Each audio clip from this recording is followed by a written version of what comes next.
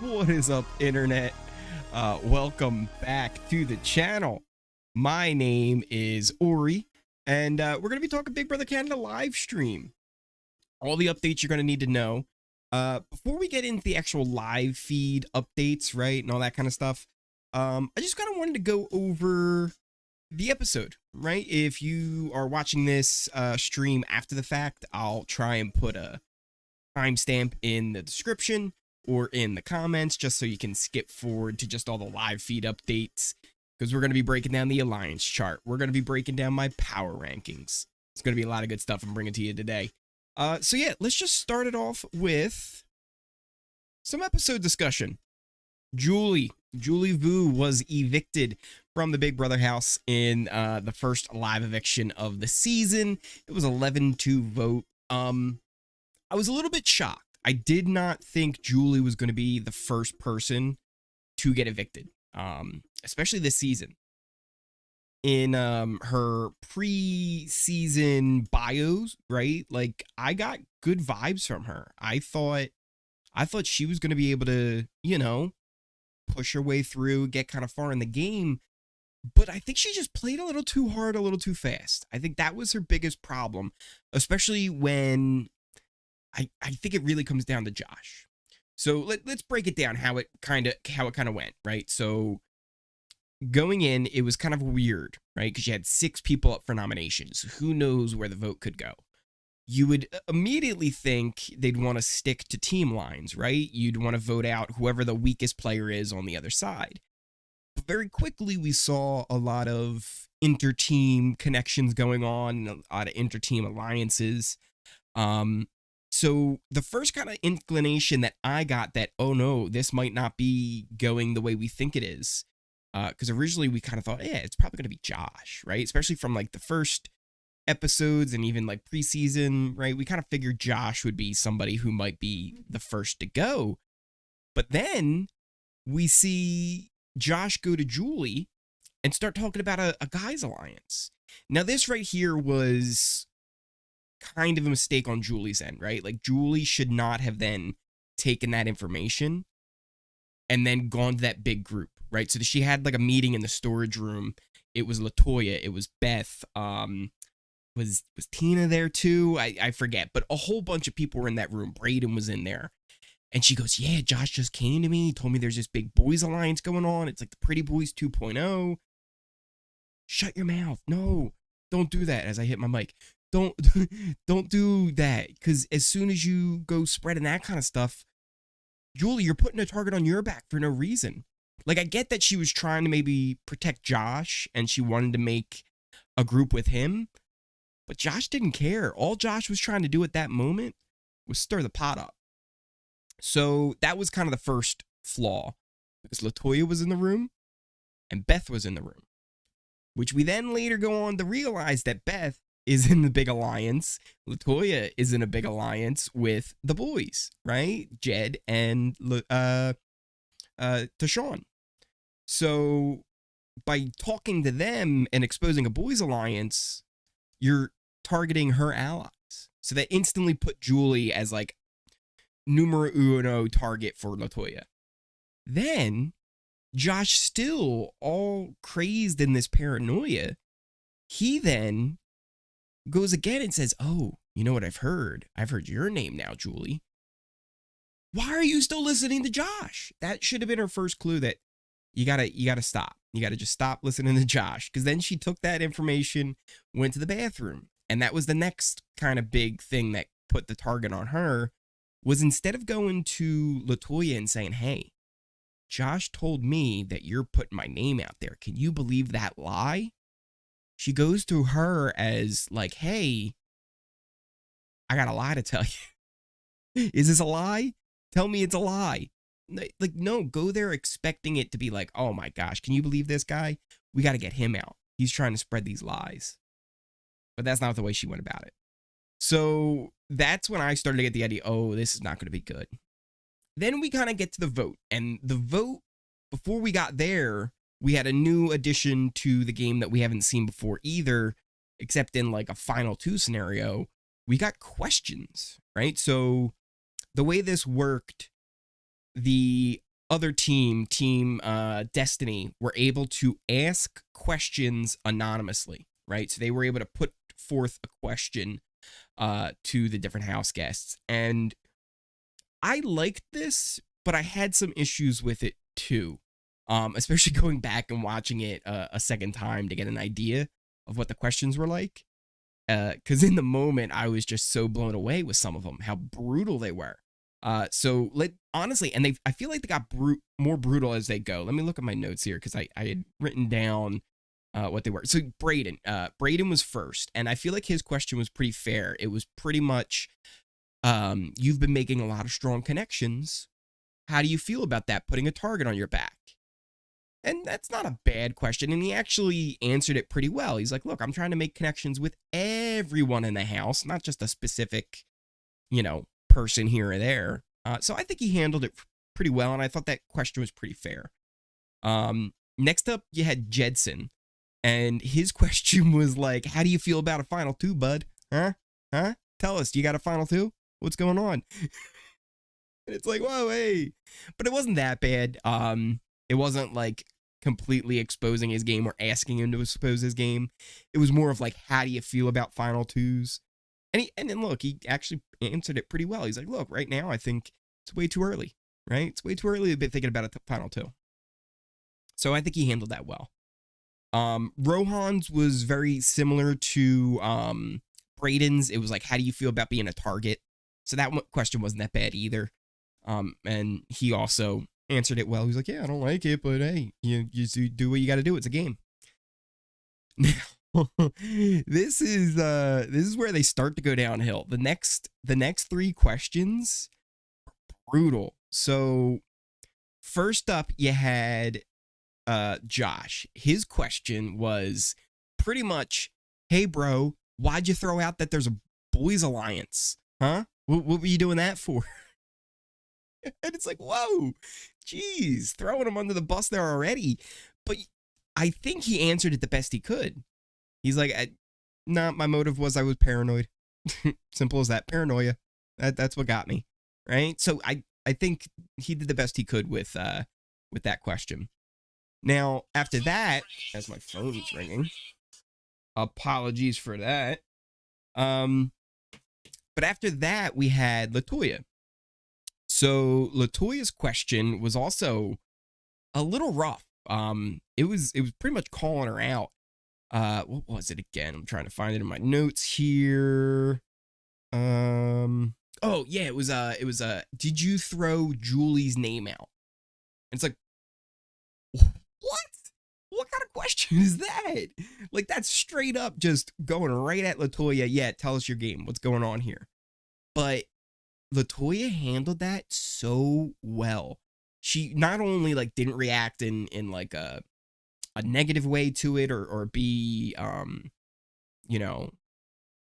in any way disrespectful, but she was like, hey, we're playing Big Brother. If you don't, you should hear your name. If you're not, like, you're gonna hear your name, and if you're not okay with that, like, we're playing Big Brother. And look, that was the best way to answer that. 100% the best way to answer that. Then after that, we had Julie's question was also, it's like pretty much just, hey Julie, you want to go ahead and throw somebody under the bus there for us? Okay, yeah. Because it was like, hey, who's the worst player on your team? Tell us. I was like, what? Now, she answered with Josh and said that Josh was the worst player, but I don't know if that was her best move, like, at that moment. And again, we'll get into it with the feed update, but there was some other stuff that happened right before the eviction that we don't know about. So maybe this was her best play, but if it was me, if I was in Julie's position, I would have been like, I don't know, something desperate and going for like Rohan or something like that, like a target that maybe you could have convinced people to be like, oh yeah, that's a guy that we should get out of the game, period. Right? Like, don't even go about like who's the weakest player. Be like, yo, we need to get Rohan out because he's the weakest because we can't trust him or something, you know? But again, it was an 11-2 vote and Julie was evicted. But that pretty much wraps up the episode talk. Now we can jump into the live feed discussion.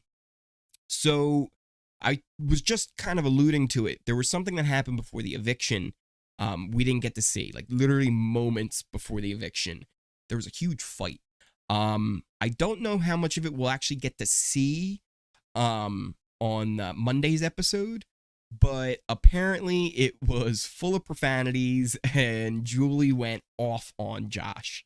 Now, that sounds fun. I really want to see that. And here's the thing. Apparently, all day leading up to the eviction, Josh was supposed to go home. Oh, what up? Hello there. How's it going? Wish you'd shown the fight last night so we could have some content.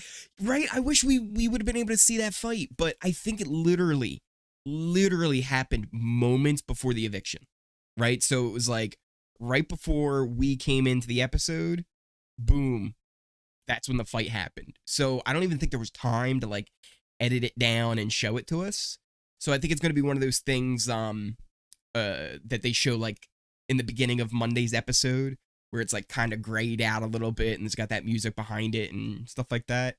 And then they'll show us like what happened right before the eviction. Because apparently, like the way the house guests were talking when the feeds came live, she went off. They said it was epic. Lots of profanity. So again, I don't know how much will actually be shown, but apparently she went off. And like I said, she wasn't even apparently the target. It was supposed to be Josh, and then it flipped. And I think what happened was what we saw in the episode was Julie couldn't let it go. She couldn't let it go that somebody brought up her name after she brought up the Boys Alliance. And it was like, oh, that's what happens, right? So according to multiple people while I was watching the feeds, like they were all talking about how it was a scramble and how crazy that was week one. So yeah, it was nuts. Hello there. It says Julie was an emotional player. And emotional players got the boot, right? Exactly. Week one is not even strategic usually. Week one's always about like not causing any riffles, not causing any big waves, and getting yourself the target made. And that's what she did. She just wouldn't let it go. For two people. If Josh would have not said anything, I think Rohan gets evicted week one. And if Julie lets it all go, I think Josh gets evicted, right? Like if Julie would have played it a little differently, I think Josh is still the one to go. But she kept going to people like Latoya and Beth who are actually aligned with the guys, which we're about to get into right now as well. Here, I'll show you this pic, which is pretty cool. It kind of shows off one of the dynamics going on in the house. Here you can see Latoya, Tychon, and Tina all talking together. And what's really cool is these three, not only were they three of my big picks kind of going into this season, they're all aligned together. So there's kind of a 6-person alliance. We'll get into more of that as we go. But yeah, they're playing really well. So first off the bat is Latoya. She is pretty much who I believe had the most control over making Julie be the one to get evicted. A lot of people were trying to say it was Josh who flipped it, but no, it was Latoya, Jedson, Tychon, Tina, Beth. They're the ones that really were the ones to get the ball rolling. Also, Kiefer is in with that group as well. And yeah, it just, as soon as Julie went to Latoya, especially in that bathroom scene that we saw during the episode, her fate was kind of sealed. Now, going on from there, we also had some info for who won HOH. So we know who the new HOH is. Team Destiny won the HOH competition again because Austin is your new HOH. It came down to her and Latoya at the final. So I don't know. We might actually find out during the competition. Maybe Latoya might have thrown it. Because if you see in this picture here, this was the moment where Latoya pretty much spelled it out. She's like, look, we're on teams, right? But just because we're on teams, you have to play like you're playing by yourself. It does not matter. The teams are BS, right? They're just a thing. You've got to set yourself up going further. So it could be possible that she might even through the HOH and be like, look, I don't even want this thing. Austin can have it. We'll figure it out. We got the numbers. Going a little bit further, though, as I kind of look over my notes here of some of the important things that happened on the feeds. Julie, and this comes from Austin and Breydon. Both of them have said this to different people, and I don't know if it's a lie or not. But they said after Julie and them made that Dolls alliance, right? The Dolls, she barely talked to them, right? It was like they got really close there that first day, and then she separated. So I don't know if that was just her nerves and then she was running around the house. I don't know if that's just made up by Austin and Breydon to kind of be like, oh yeah, we weren't that close to her, right? Like, we'll vote her out, right? Because they knew they had no other choice. So I'm not 100% sure on how true that was either way, but it's what they're going with to the rest of the house to kind of make them understand where their viewpoint was and to separate from Julie. Now, Spicy V, she was the other lone vote for Josh, along with Julie. So she had to kind of explain why she voted for Julie. And her reasoning was, she was like, look, the girl just did my makeup, right? Like, I can't. She literally just did my makeup. I can't vote for her. So that was her reasoning for giving her the sympathy vote and not making it unanimous, and stuff like that. Which I think most of the house kind of understands, but at the same time, Spicy V's not exactly in with the core group of the house either. She's kind of on the outs. As far as what's going to happen going forward this week, only Team Defender is able to be nominated this week. 2 people from Team Defender will go up. Austin will be making those nominations possibly soon. I would imagine those nominations are going to be going up fairly soon. I don't believe they've actually happened just yet, but the leading theory was going to be Kiefer and Josh are going to be the nominations. With veto, if that were to happen, right? If somebody wins veto, especially Josh wins veto, Rohan would go up as a replacement nominee. Other than that, let's see, as I continue to look down some of my notes here. Rohan and Kyle, they're pretty close as well. They're not like a solid official alliance, but they're 100% sharing a lot of information. They're talking a lot. Like, if you had to pick who Kyle and Rohan both talk the most game to, it's each other. They were kind of talking about maybe being able to pick up V and bring her onto their side. They were kind of wondering about whether Latoya would put them up. Kyle was also trying to get close to Austin, but he thinks that she's already close to Jedson. So there's a lot going on with that dynamic as well. The one thing I'm a little bit worried about Latoya is that she's playing a little too hard, and that they're going to kind of figure that out. And look, I'm not ready to like crown her as the best player or anything. But if she keeps the momentum going, I could see something special happening. I just worry about, again, her playing too hard and them catching on, or somebody getting power at the right time and choosing to take that shot out on her and get her out of the game. There's also a little bit of a foursome going on that I don't know 100% if it's real or not, between Austin, Tychon, Jedson, and Kyle is in there too, and Beth. So it's kind of more of a fivesome even going on. But I don't know if that's 100% real. Latoya is awesome, but yeah, I agree. She's playing too hard right now, right? And I even though she's playing hard and people might bring her name up, at the same time, they're not looking to target her right away. And they're also, even if they did, right, they wouldn't have the numbers. Because right now, she's kind of aligned with everybody. The only people who are talking about her are people that aren't aligned with her. And that's not many at this point. She's got a lot of connections throughout the house. Let's see. Anything else big and juicy to cover from what was going on in the feeds? I think that pretty much covers most of the V got to go to Wendy's with well, didn't get to go, but they got Wendy's with Austin for her HOH. So that was a thing. And yeah. Other than that, I think it might be time to get into the alliance chart. Is it true Kiefer called? Oh yes, that is true. That is 100% true that he called her a B. So he was sitting in the Expedia room like by himself, and he was just kind of talking about, yeah, we got to get that B out next week, blah blah blah. A little bit strong words, because it's not like you're still playing a game, you know? And it's like, dude, who else was she gonna put up? Because you're limited. There's only like 6 people to put up. So what were we gonna do?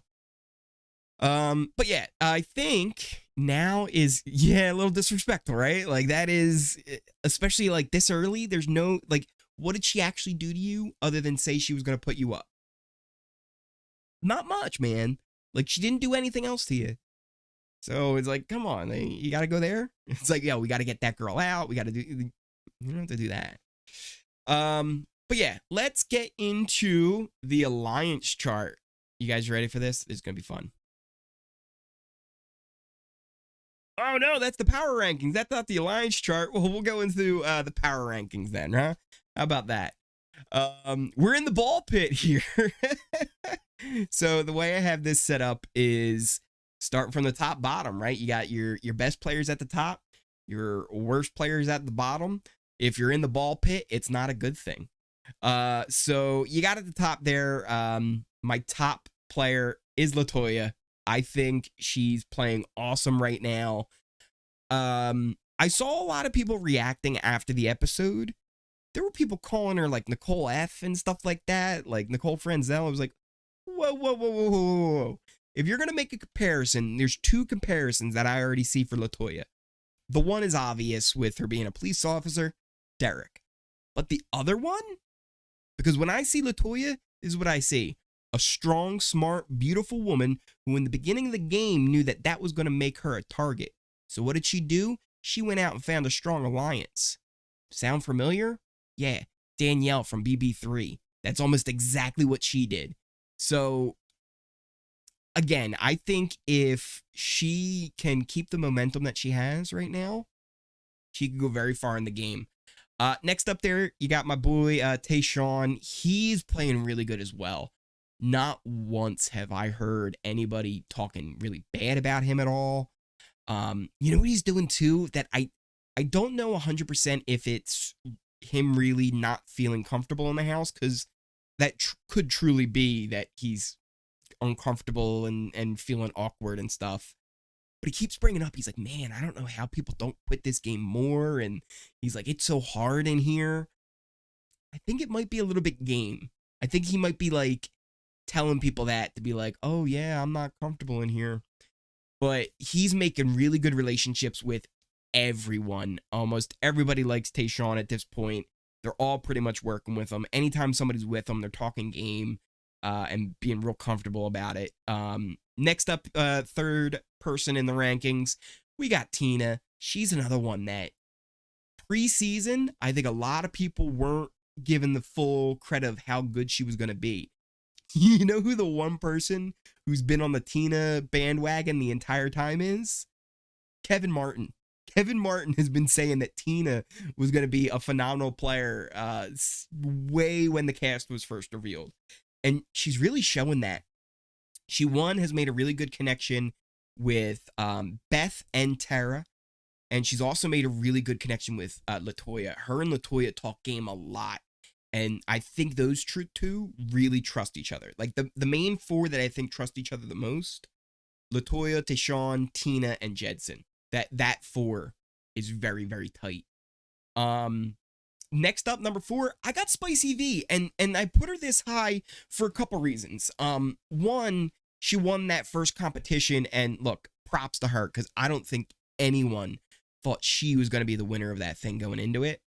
And 2, I think she's making a lot of good connections with people too, to the point where they're not really even going to see her as a threat necessarily that much, and they're Just be like, spicy. It's spicy over there. Maybe we could throw up her as a pawn if we need to, but she's not who somebody's going to want to get out.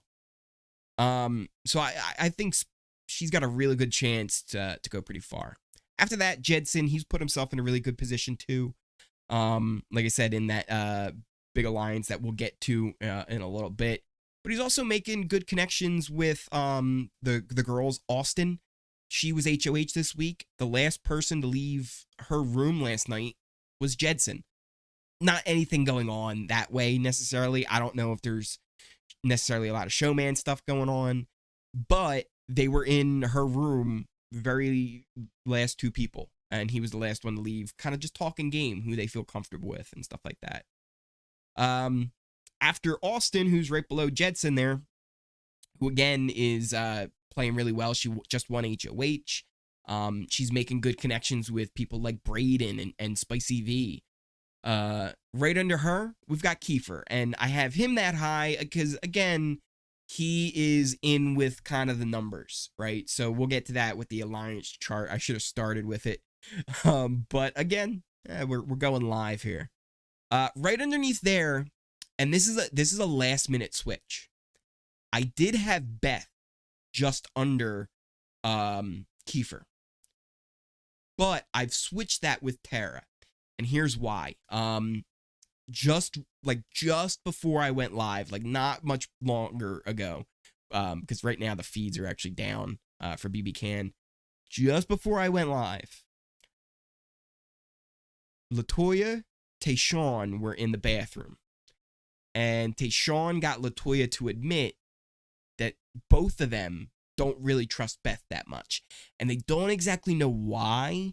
They just have this feeling that she has other alliances going on. And even, I don't know 100% when the conversation happened, but apparently her and Tychon had like a secret alliance that she like exposed. So like he feels a little some way about that too. So there's a lot of distrust going on, and they even both said, I kind of wish that we had put Tera in our alliance instead of Beth.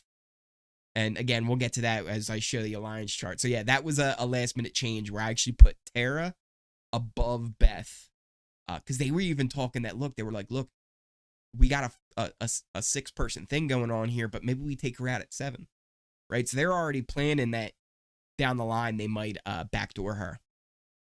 Again, Tera, I have up there above her because she's making good connections with the other people of that alliance to the point where they wish she was in it instead of Beth. So that's huge. I agree, Beth is untrustworthy. That's the vibe I get from her on the feeds. So glad to see confirmation. And yeah, and it's funny too, because if you watched the episode, I actually started to get a really good impression of Beth, right? Especially the second one, when she and Tina had that conversation in the storage room. It seemed like, oh yeah, Beth really knows this game. She's getting, good connections going. Then I found out she was in the alliance, and I was like, all right, cool. Beth's doing well. But yeah, it's just sliding downhill a little bit that they're losing faith in Beth. Right under her, I got Breydon. And again, I just have him this low because he's not in the big numbers right now. He's kind of on the outs. But as of right now, his best friend's the HOH. So she's not nominating him, right? Like, he's good. Just below him, Kyle. Just because he's not really playing a huge game right now. Kyle knows the game, though, definitely. And he's just trying to make some connections with people, too. He's trying to get in there with Austin, but he's pretty convinced that she's really tight with Jedson, and he's not 100% sure how much, headway he can make there. Also, him and Rohan have been working really closely, but Rohan right now is the possible replacement target, right? So if Josh, who you can see all the way down to the bottom of the ball pit, if he somehow wins veto, Rohan's the replacement. So if your ally's about to leave the game, your closest ally, you're going to be low on the totem pole too. Again, Rohan right below him because he's the replacement target, and then Josh at the bottom. So yeah, there's my power rankings. It's a an ebb and flow, right? It's gonna switch up as the season goes on. Every week, I'm gonna kind of pop out with this. I'll probably do it after the HOH nominations. But hey, look, remember this week one, right? Remember this week one, and let's see how close I get to a boot order or something like that. That would be pretty interesting.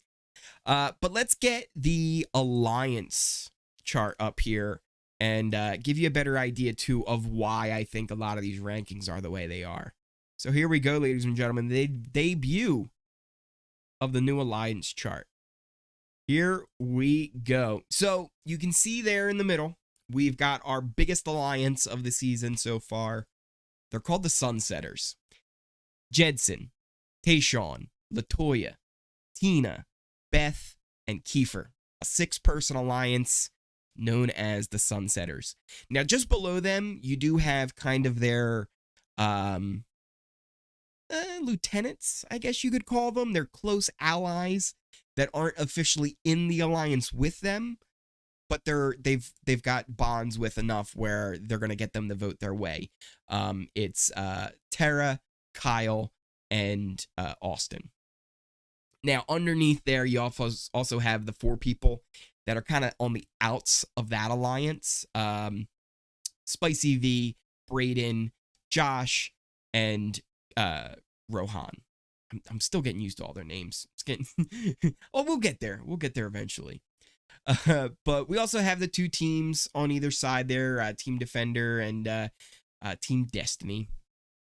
But the other things are these smaller alliances. Those might be the more interesting one.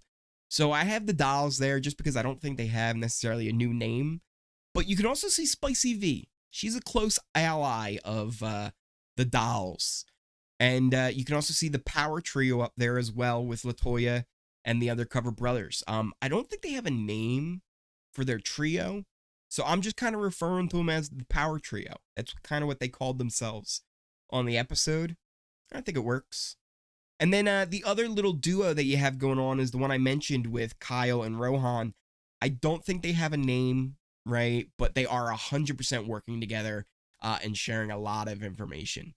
But yeah, this is kind of the dynamic of the house. I'm going to release this whole thing on Twitter and probably Reddit after the veto ceremony happens, because we'll add those along the way as well. I've even got little keys for HOH, so you can tell Austin is the current HOH.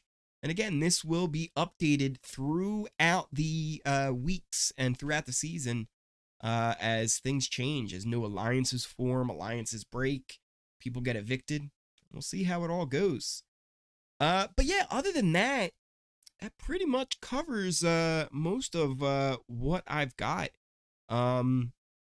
I want to thank everybody for coming on out. I hope you enjoyed my little breakdown here of the episode, what's been going on in the live feeds. I actually plan on coming back and doing this again tomorrow and doing these kind of every day of more updates on what's going on, hanging out with you guys. So if you enjoyed it, and if you're new here, hit that subscribe button, hit that like button. Never miss a stream, never miss a video that I put out. We'll be back again with a watch party on Monday for Monday's episode. Also, if you need help figuring out how to watch the live streams, that information's all on my Twitter as well. And as always, everybody, I just want to thank you again for coming on out.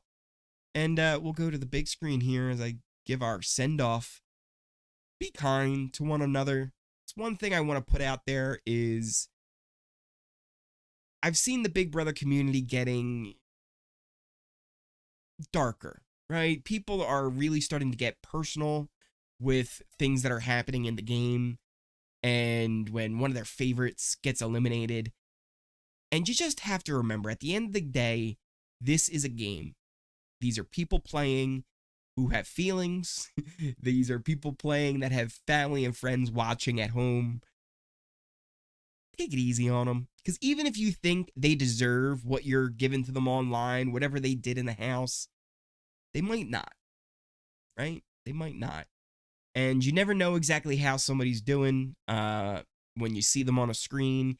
You're not connected to them that way to know exactly what's going on in their head. or why they did the things they did.